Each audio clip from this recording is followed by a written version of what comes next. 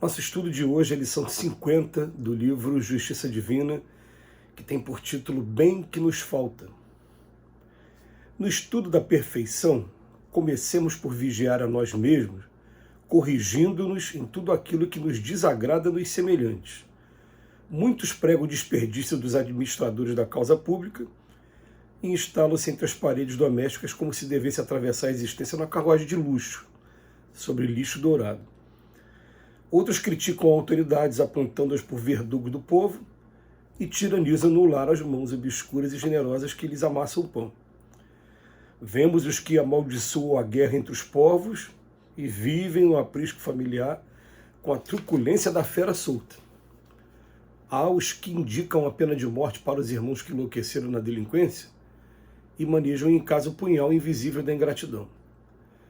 Muitos lideram primorosas campanhas de socorro à infância desprotegida e enxotam por vagabundo o primeiro menino infortunado que lhes rogam vintém. Outros guardam a enciclopédia na cabeça e jamais se lembram de estender o alfabeto ao companheiro atrelado à ignorância. Vemos os que cantam hosanas à virtude e encastelam-se no conforto individual, afirmando que a caridade é fábrica de preguiça. E aos que ensinam sabiamente, quanto à bondade e simpatia, a se movimentarem na senda particular, despedindo farpas magnéticas entre melindres e aversões. Nesses apontamentos humildes, a ninguém censuramos, uma vez que, com evidentes exceções, até ontem éramos todos nós igualmente assim. Hoje, porém, com a doutrina espírita no comando da fé, sabemos todos que a lei de progresso confere a cada espírito a possibilidade de adquirir o bem que lhe falta, a fim de que a justiça estabeleça o merecimento de cada um na pauta das próprias obras. Conjuguemos assim conselho e ação, palavra e conduta, na mesma onda de serviço renovador, compreendendo por fim que o bem que nos falta nem sempre é o bem que ainda não desfrutamos, mas sim o bem dos outros que, em nosso próprio benefício, nos cabe fazer. Emmanuel hoje vem nos levar à reflexão de uma coisa que algumas vezes é difícil para a gente, porque existe uma distância muito grande entre o que nós somos e o que nós desejaríamos muito ser. E normalmente nossas palavras são carregadas daquilo que a gente desejaria muito ser, que a gente vem buscando.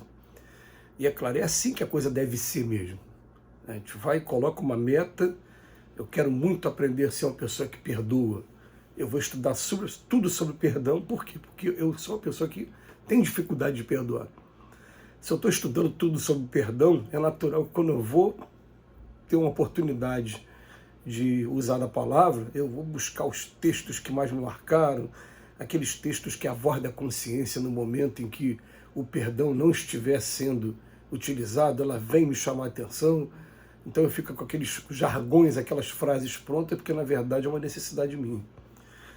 E o Emmanuel, ele começa dizendo, no estudo da perfeição, a gente tem que começar a vigiar nós mesmos, principalmente naquilo que nos desagrada nos semelhantes.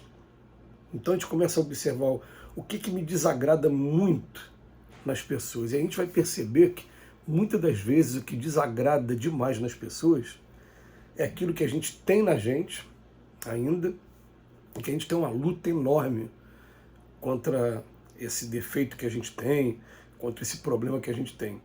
Então é uma luta tão grande que desagrada demais a gente está vendo exemplos, principalmente na nossa frente, de coisas que a gente está tentando não fazer e que a gente ainda traz ainda enraizado dentro da gente. É interessante, né? Mas vou dar um exemplo aqui. A pessoa que era um bebedor inveterado e de repente contrai uma enfermidade no fígado, uma coisa mais séria, e se vê privado de usar da bebida, e de repente, através daquele sofrimento, ele começa a ficar muito irritado quando vê alguém bebendo. Aí eu fico, mas por que ele está irritado daquele jeito? Porque na verdade ele queria muito estar bebendo também, não pode beber, não está podendo beber por causa de limitação física mesmo.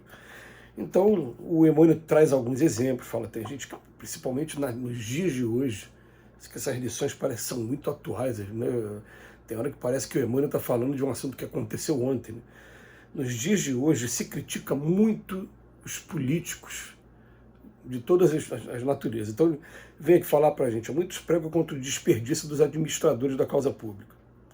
Mas quando estão em casa, gastam também de maneira totalmente equivocada, e a gente fica a pensar assim, meu Deus, se ao invés de estar só na administração do meu próprio lar, se eu estivesse na administração também dos bens públicos, de uma causa maior, eu estaria fazendo a mesma coisa que eu faço aqui na minha casa lá, poderia estar fazendo até pior do que fazem esses que estão na política.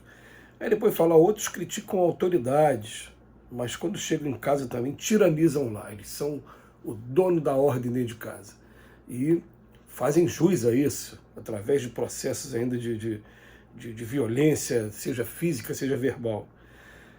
Tem gente que amaldiçoa a guerra, mas vive em guerra dentro de casa. É isso que o Emmanuel está querendo dizer para a gente. Tem gente que critica a pena de morte, mas em casa manejam o punhal invisível da ingratidão. Tem gente que indica a pena de morte. Eu falei critica, né? Estão indicando a pena de morte. Pois tem gente que fica à frente de campanhas de socorro à infância, mas o primeiro garoto que aparece na porta ele acaba tratando de maneira equivocada. Quer dizer, o Emmanuel traz assim alguns exemplos em que a gente começa a observar e fica, meu Deus, né? É uma coisa que eu quero, mas ao mesmo tempo que eu busco e ainda parece que está muito distante de mim. E o Emmanuel depois ele fala, nesses apontamentos humildes, não estamos censurando ninguém não leve para esse lado não, até porque com evidentes exceções, até ontem a gente era todo mundo assim, mas Emmanuel chama atenção, hoje a doutrina espírita, no comando da fé, ela modifica a gente, ela traz para a gente que a lei do progresso confere a cada espírito a possibilidade de adquirir o bem que falta, a justiça, o que a justiça estabelece, o merecimento para cada um. Então, né, não é que com esses exemplos ali, os exemplos, é claro, eu parei no meio, tem mais 3 ainda exemplos que ele dá. Pessoas que guardam muita enciclopédia na cabeça, mas não ensinam a ninguém. Pessoas que cantam hosanas à virtude, mas ficam dentro de casa na preguiça. E, por fim, ensinam sabiamente a bondade e a simpatia, mas quando está na senda particular, melindres, aversões, e a gente começa a ler esses exemplos do Emmanuel e fica, meu Deus, será que eu estou enquadrado em algum deles? E o interessante da gente fazer esse estudo diariamente é que a gente cria na gente força moral para se estar autoanalisando diariamente. O estudo é diário, acaba sendo o reforço. Hoje eu entendo estudos como esse, leitura como essa, análise como essa, eu entendo assim como se fosse uma refeição que a gente precisa diariamente, mesmo que a gente precisa diariamente do café da manhã, do almoço, da janta, no mínimo. Hoje a nutrição mais moderna estabelece outras pequenas refeições ao longo do dia, mas essas 3 principalmente, quando a gente não tem, a gente sente. O nosso organismo ele sente falta dessas refeições. Quando a gente começa a ter esses galardões morais aqui no papel e começa a trazer para a nossa reflexão, a gente está mais preparado para facear as dificuldades das provas e das expiações que estamos vivendo. Então, eu terminei de ler, refletir, como a gente vem fazendo aqui agora. Sai de casa, tem uma dificuldade qualquer no campo interpessoal, o que acontece? Eu estou mais preparado para poder estar recebendo, tolerando e recebendo paciência nesses momentos.